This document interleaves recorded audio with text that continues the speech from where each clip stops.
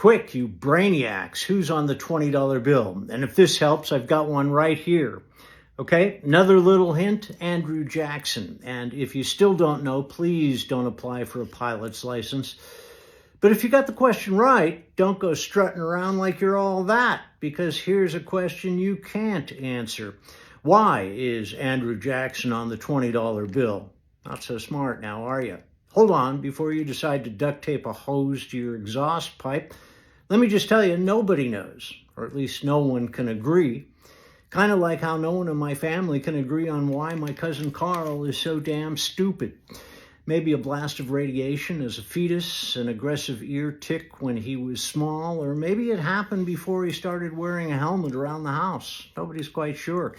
And by the way, if you have an electric car, don't try the duct tape and hose things. Pointless. For 3 days, we didn't know where Carl was.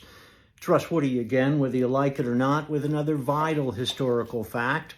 Andrew Jackson was the 7th president of the United States, serving from 1829 until 1837.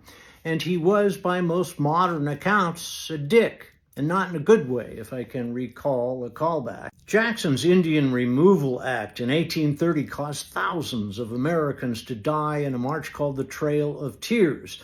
Some froze to death along the way, while others starved to death because U.S. soldiers wouldn't let them bring extra food or blankets. And Jackson was the only president in U.S. history to be an actual slave trader. So now you're thinking, hey, you don't always have to be a dick to get your picture on the face of our currency, right? So why has Jackson been on the $20 bill since 1928? Well, actually, he was on the $10 bill before that, starting in 1914. Pretty cool that I've got that there, right? So there you have it. Well, you don't have it, it's mine. Oh, and by the way, the size of American paper currency changed in 1934 from this size to this size.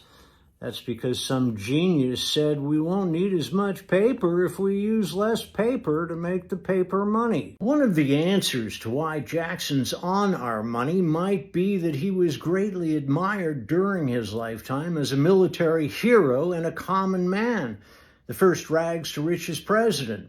And he stayed in the nation's good graces until well into the 20th century, so there's that. But here's another theory. Throughout his presidency, Jackson was staunchly opposed to the idea of paper money. For this, the folks behind the Federal Reserve and the central bank hated him ever since his presidency. Could be putting his face on paper currency was someone's way of saying F you to Jackson. I'm not talking about Felix Unger or Francis Underwood.